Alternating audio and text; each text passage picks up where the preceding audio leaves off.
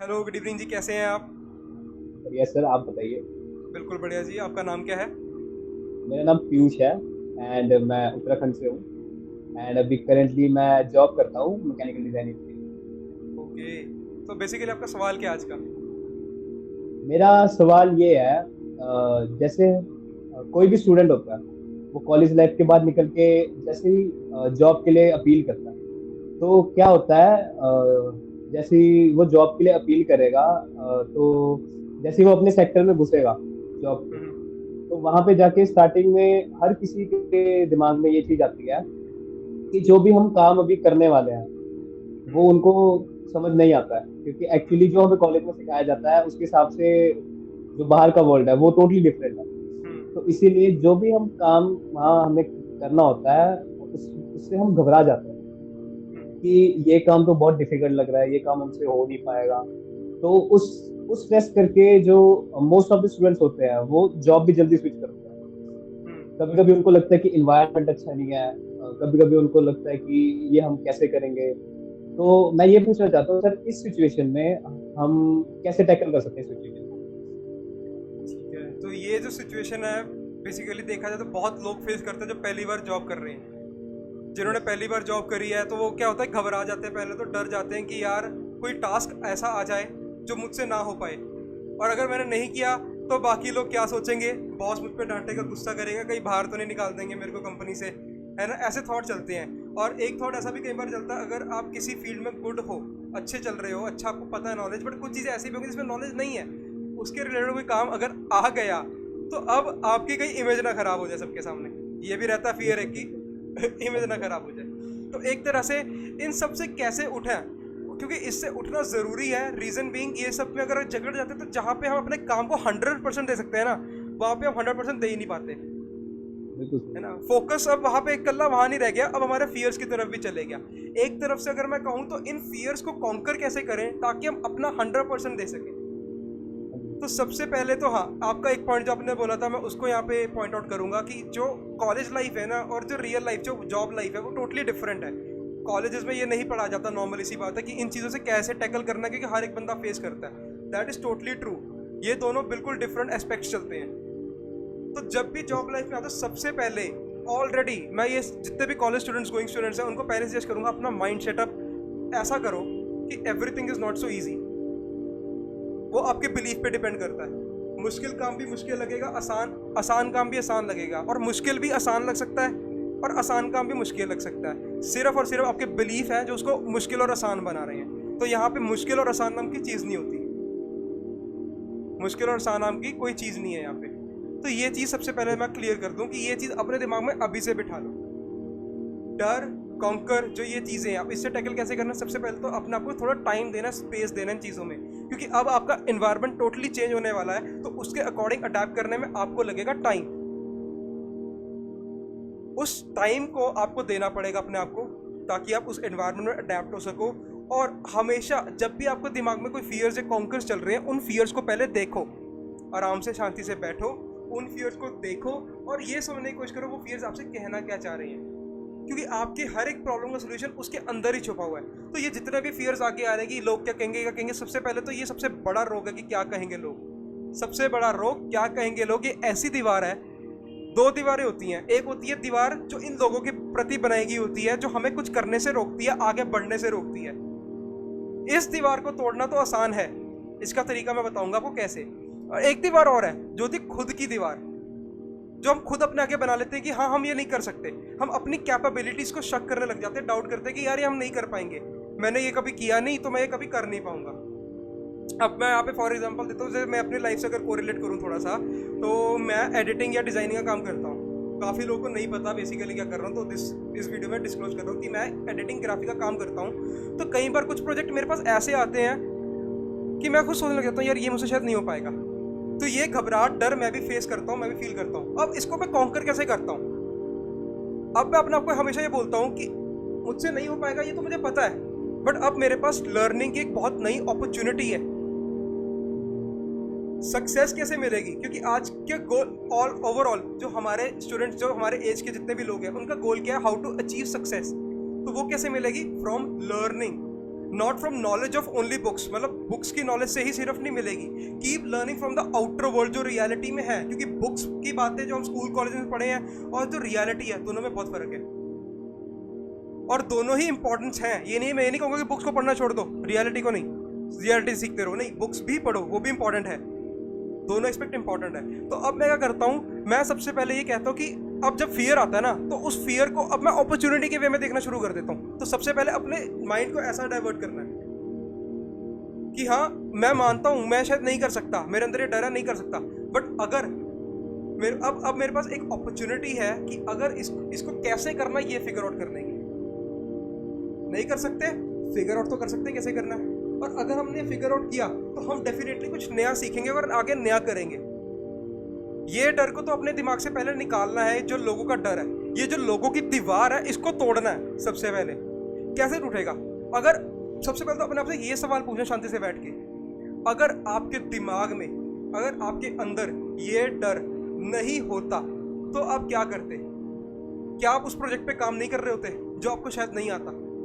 उस पर रिसर्च करके उस पर काम करने की कोशिश ना करते अगर आपके अंदर डर नहीं है तो?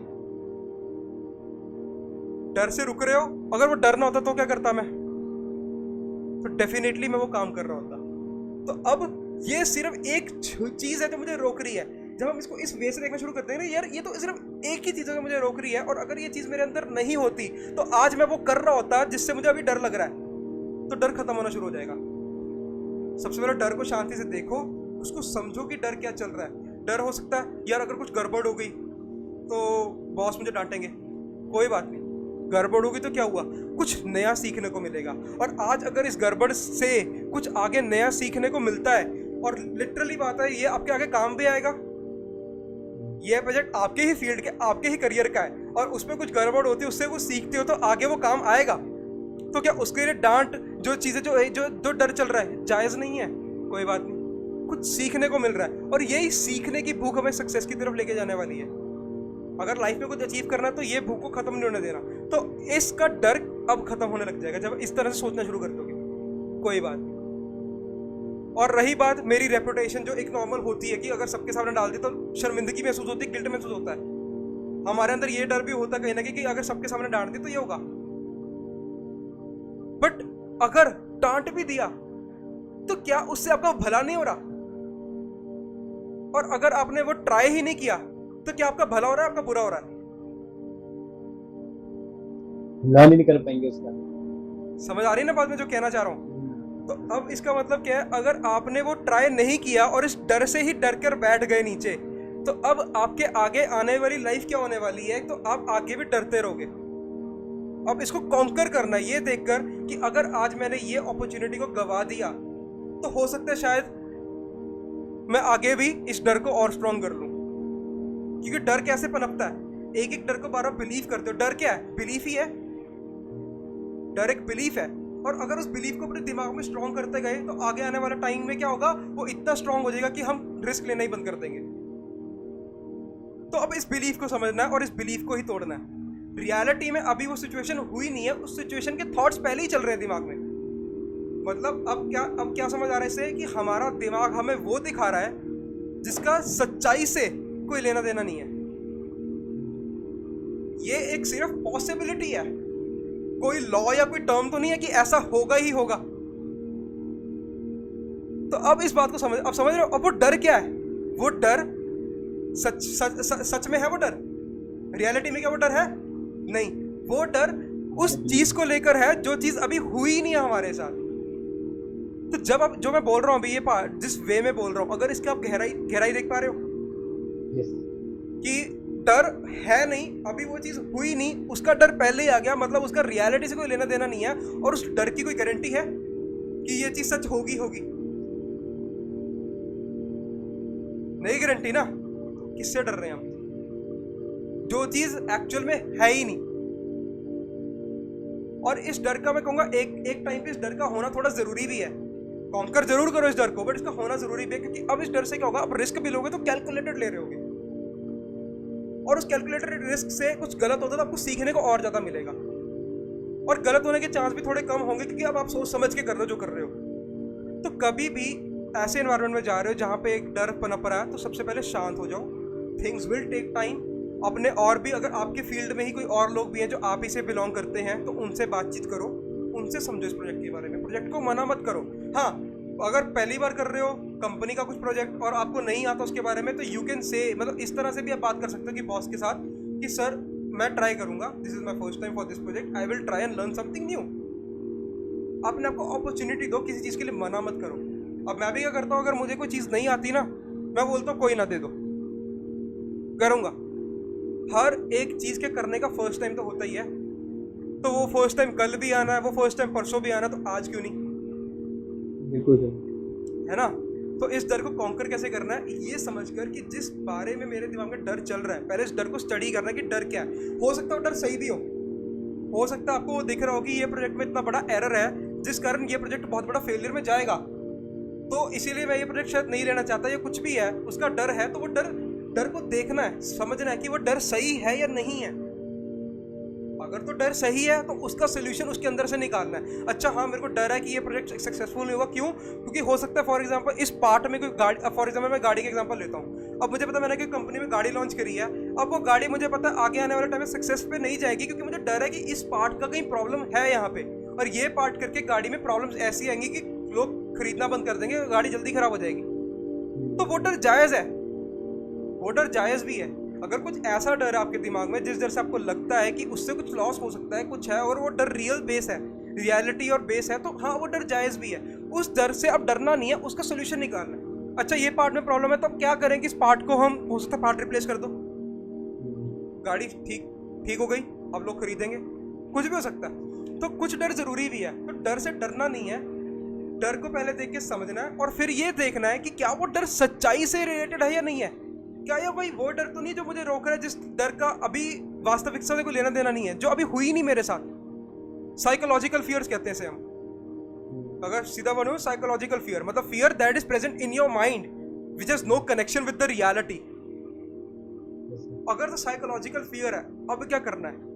तो प्लीज पहले अपने फियर को समझो, फिर उसे कवर करो। और रही बात ये चीज़ें लाइफ में आएंगी, तो कभी भी ये मत सोचो लाइफ में कभी प्रॉब्लम्स ही नहीं आएंगी हमारे साथ। तो इस चीज़ की आदत अभी से डालो कि लाइफ में, ये लाइफ का कड़वा सच है, कभी भी आपका ग्राफ लाइफ का ऐसा नहीं होगा। It will always go this, problems नहीं है, प्रॉब्लम्स हैं, नहीं है, ऐसा ही चलेगा।